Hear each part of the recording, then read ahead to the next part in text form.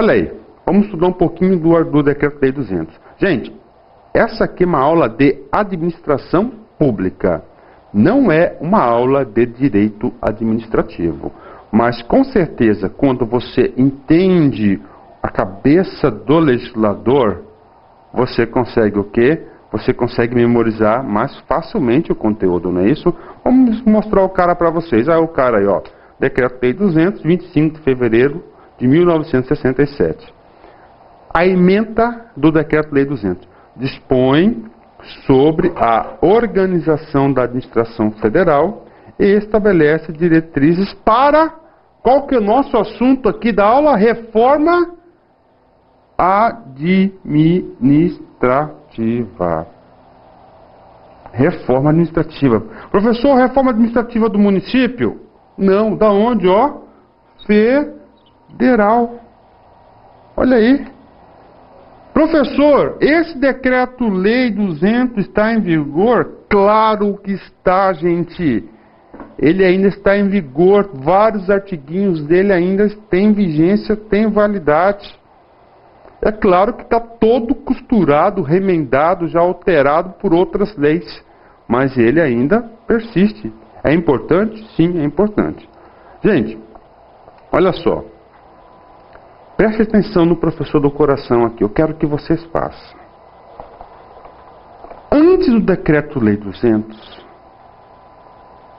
somente existia administração direta, cara. De novo para vocês. Antes do Decreto-Lei 200, só existia administração direta. Antes do Decreto-Lei 200, só existiam servidores estatutários. Por quê? Porque eles eram da administração direta. Entenderam? Ok? Professor, então essa atual organização que nós temos no Brasil de administração indireta e de administração direta foi implantada pelo Decreto-Lei 200? Bingo! Parabéns! É isso! É isso! O cara é importante para os seus estudos? Sim. Professor, eu não sabia disso? Agora você sabe. Então, olha só, é uma reforma administrativa. Então, o que acontece? A administração pública está o quê? Se organizando seu aparelho do Estado para implantar o seu plano. Gente, quem está no governo aqui? Governo militar. Governo militar é o governo desenvolvimentista.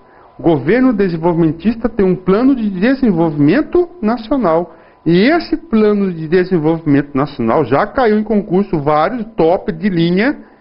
Esse plano de desenvolvimento estatal, governamental, foi baseado no plano de desenvolvimento de JK, que é muito bom.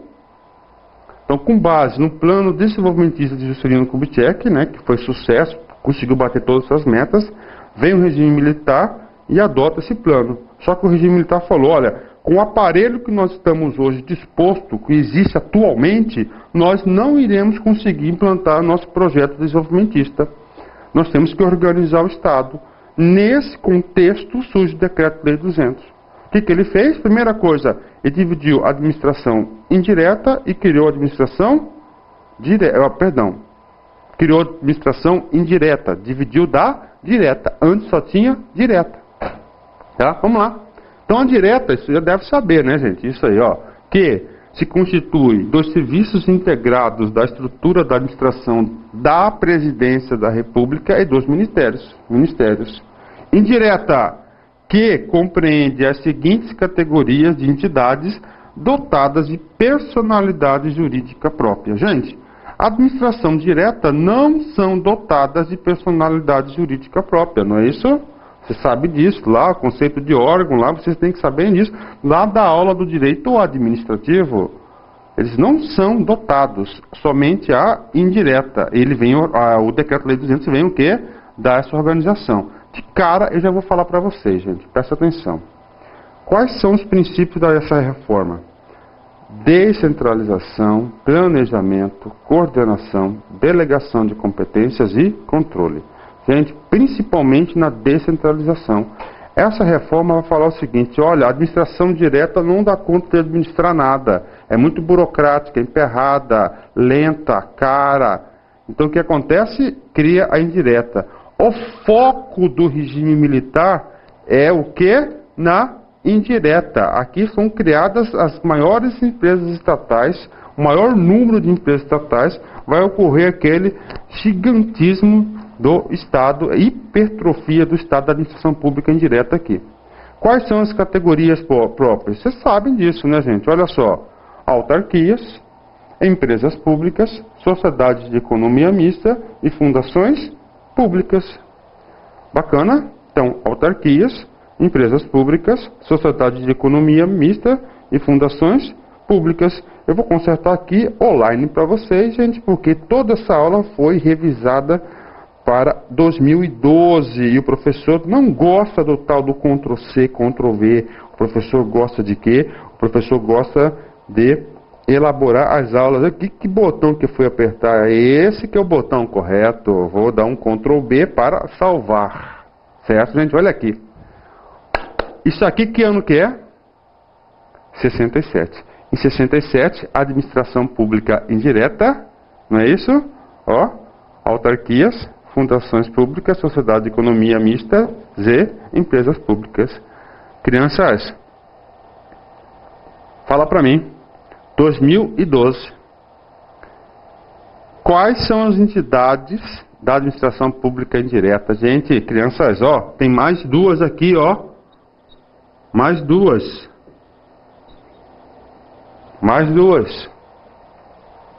Cara, as bancas de concurso estão utilizando como base referencial na prova de direito administrativo Marcelo Alexandrino. O professor é fã do Marcelo Alexandrino e Vicente de Paulo. Você tem que comprar esse livrinho deles. Não é que eu não ganho nada, não conheço os caras, mas estão se baseando lá. E o Marcelo Alexandrino fala o seguinte: isso aqui é 67. Então, em 67, nós tínhamos 4 figuras da administração pública indireta. Em 67, que foi criada a administração pública indireta. Com a evolução do Estado, nós temos aqui, gente, ó, mais 2 pessoas. Quais são, professor? Vou colocar aqui, ó, agências, é isso? Agências reguladoras. Professor, mas são autarquias? Sim, mas são autarquias de regime especial. Segundo o Marcelo Alexandrino, é outra, então é outra lei. D, E. E a outra, professor? Consórcios públicos. Ok, mas essa é uma aula de direito administrativo. Você deverá saber isso aí para a prova. E eu falo para vocês, gente, evolução das provas. E a administração pública indireta está cobrando esses dois aqui, ó. Isso aqui só são questões batidas. Tá? As bancas são um processo de evolução, porque o estoque dele de criatividade, eu sei que é imenso, mas os bancos de questões vão reduzindo. E que mais tem é concurso. Tá? Que mais tem concurso. Então as questões tendem a se repetir, elas têm tendência de serem cobradas. Então, até agora, o que nós estudamos? O Decreto-Lei 200 é importantíssimo para a nossa aula. Tá? Inclusive, eu queria gravar uma aula só do Decreto-Lei 200, mas eu resolvi gravar ela juntamente com isso, com todas as outras reformas, para você ter uma noção geral sobre o assunto. Tá? E essa aula vai estar disponível para vocês, free, lá no YouTube. Né? No YouTube, quem quiser, depois de terminar o curso, continuar revisando, eu vou deixar lá por tempo indeterminado. Bacana? Legal, vamos lá.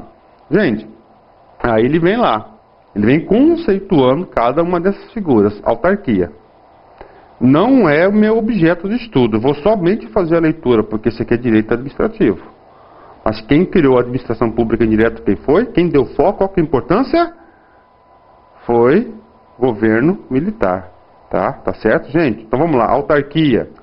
Serviço autônomo criado por lei com personalidade jurídica,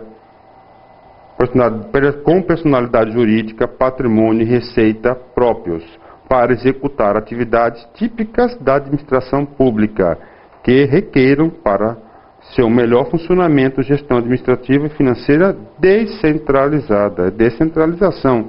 Empresa pública, entidade dotada de personalidade jurídica e direito privado, com patrimônio próprio e capital exclusivo da União, criado por lei para a exploração de atividade econômica que o governo seja levado a exercer por força de contingência ou conveniência administrativa, podendo revestir-se de qualquer das formas admitidas em direito. Gente, vai cair que na prova direito administrativo costuma Ctrl+C, Ctrl+V. Agora é o seguinte, aqui tem, ó, exclusivo da União. Você vai ter que tomar muito cuidado, gente. Eu não quero entrar muito nessa seara porque não já tem julgados já de tribunais superiores, já é consagrado na doutrina que não é somente exclusivamente da União as empresas públicas, ou seja, isso aqui já foi superado, tá? Por julgados de tribunais superiores. Por exemplo, pode ter uma empresa pública com 70% do patrimônio da União e 30% do Estado. Pronto.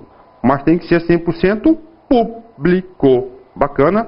Outra coisa que eu tenho que fazer uma ressalva aqui sobre empresa pública, gente, ó. Admitidas qualquer forma de direito. Pode ser uma SA? Pode. Pode ser uma limitada? Pode. Porque qualquer forma está admitida no direito comercial, direito civil. Ok?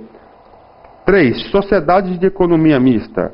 Entidade dotada de personalidade jurídica e direito privado, criada por lei para exploração de atividade econômica, sob a forma de SA, Sociedade Anônima. Aqui não, aqui somente pode ser uma SA, cujas ações com direito a voto pertencem à maioria à União ou à entidade da administração indireta, ou seja, o comando dela, acionário, a maioria tem que ser de ações de direito a voto, tem que ser da própria administração pública. Bacana, legal, entenderam, gente? Olha, na nossa agenda desse ano aqui, eu quero gravar para vocês um curso de direito administrativo baseado nessas entidades, devido à nossa experiência, estudo da administração pública, porque a administração pública envolve todas essas personalidades. Mas hoje não é momento, hoje é momento de reforma. E finalmente, a última personalidade jurídica que foi criada na administração pública indireta, fundações. A entidade dotada de personalidade jurídica e direito privado, sem fins lucrativos, criada em virtude de autorização legislativa para o desenvolvimento de atividades que não exigem execução por órgãos ou entidades de direito público, com autonomia administrativa, patrimônio próprio gerido pelos respectivos órgãos de direção e funcionamento custeado por recursos da União e outras fontes. Gente, até aqui, essa leitura que eu fiz não é muito importante para a administração pública, mas é importantíssima na prova de direito administrativo, e eu digo para vocês, direito administrativo provavelmente cai quase em todos os concursos que eu conheço. Tá? Eu só dar uma informaçãozinha para vocês. Agora vamos lá. Agora é nossa, agora é na nossa prova, administração pública, presta atenção, principalmente o quê? Concurso federal. Ah, professor, o concurso estadual pode cobrar? Claro que pode cobrar. Municipal também. Federal, sem dúvida, gente, ó, pode estar na agenda lá. Ó. Vamos ler aqui o artigo 6º do decreto. As atividades da administração federal obedecerão os seguintes, olha o que está escrito aqui, gente, princípios.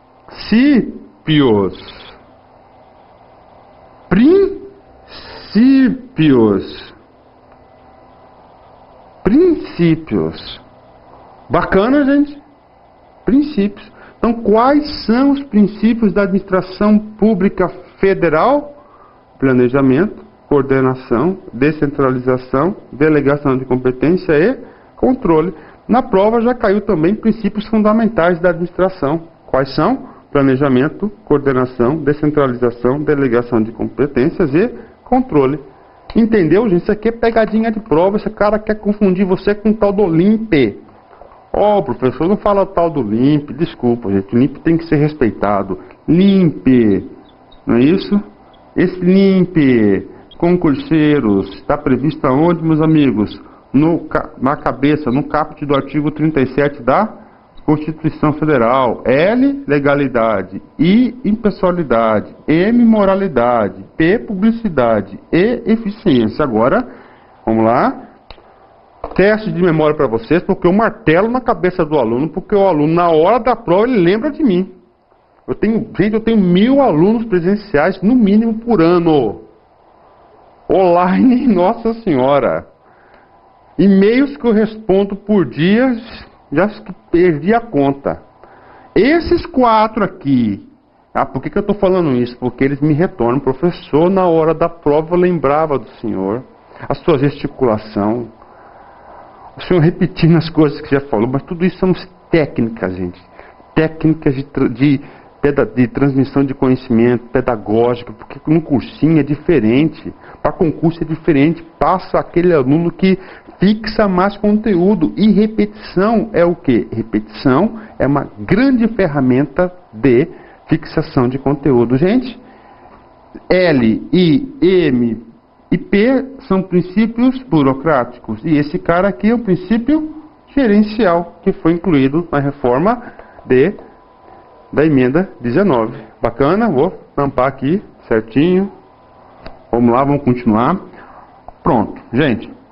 Olha, isso aqui esse assunto aqui, gente, você não vai achar em apostila, cara, em livros assim consistentes, tá? Porque isso aqui é experiência pura de concurseiro. Tá? Da cara daquilo que sabe, faz o que gosta. Escreve um livro, professor. Meu sonho é escrever um livro, gente, mas não tenho tempo. Não tenho tempo, mas eu estou separando material certinho para o tema, assuntos, exercícios, né? Um dia ainda vamos fazer um livro aí. Gente, agora olha só, vamos continuar para a nossa aula. Está vendo essa palavra aqui, planejamento, coordenação, descentralização? Gente, todos esses caras aqui são o seguinte. Todos esses caras aqui são coisas ferramentas de administração, meu. Se você falar para mim, professor, faça um conceito de planejamento. Cara, eu faço para você um conceito na minha cabeça, que eu sou administrador profissional. Sou professor, sou administrador, sou gestor público estadual, com muito orgulho, gosto do que eu faço. Eu tenho um conceito de coordenação, de descentralização. Mas o meu conceito que eu tenho, o meu juízo de valor sobre isso não vai valer nada. O que vai valer é o que está escrito na prova. Olha aqui. O que é planejamento no entendimento do Decreto-Lei 200, cara? Você vai ter que ler, fazer leitura. Vamos lá, planejamento, tá? Planejamento. Então eu vou voltar aqui para vocês. Olha aqui, gente. Então você vai saber, tem que saber o que é planejamento, o que é coordenação, descentralização, delegação de competência, controle, não pela nossa cabeça, minha, sua cabeça, mas infelizmente o Memorex do Decreto-Lei 200, cara. É assim o jogo, professor, é assim o jogo. Mas é claro que existe uma certa coerência com o juízo de valor. Mas talvez o seu juízo de valor não expresse o que o legislador de 67 pensou. Por exemplo, gente, 2012, 67, quanto tempo? Quanto tempo? Não é isso? Quanto tempo? Então o conceito de planejamento de 67, gente, a essência pode ser até a mesma, mas o conceito ele foi o quê? Aprimorado, ele foi aperfeiçoado. Tá certo? Tudo isso para quê, gente? Porque, ó, eu elaborei essa prova e tem uma questão aqui. Aqui não vou passar no simulado para vocês, que eu vou gravar um simulado de sessão pública, que a banca está perguntando agora se isso virou tendência, ó. Primeiro movimento da administração pública gerencial, 67. Segundo movimento, 98. O cara quer saber as diferenças. E uma das principais diferenças desse cara aqui é esse cara aqui. Ok? Numa prova discursiva, se a banca quiser realmente selecionar candidatos, ele manda um desse aí, o aluno pode saber escrever tudo, mas não tem conteúdo para poder fazer a prova. Então, ó, um dos principais elementos de diferença são esses. Então, professor, o senhor falou que eu tenho que saber planejamento, não na minha cabeça. Qual cabeça? A cabeça de ninguém, você tem que saber o que diz o Decreto-Lei 200. Vou fazer a leitura seca para vocês. Ou seja, moral da história, recado, tarefa para vocês. O vídeo, o professor não faz milagre.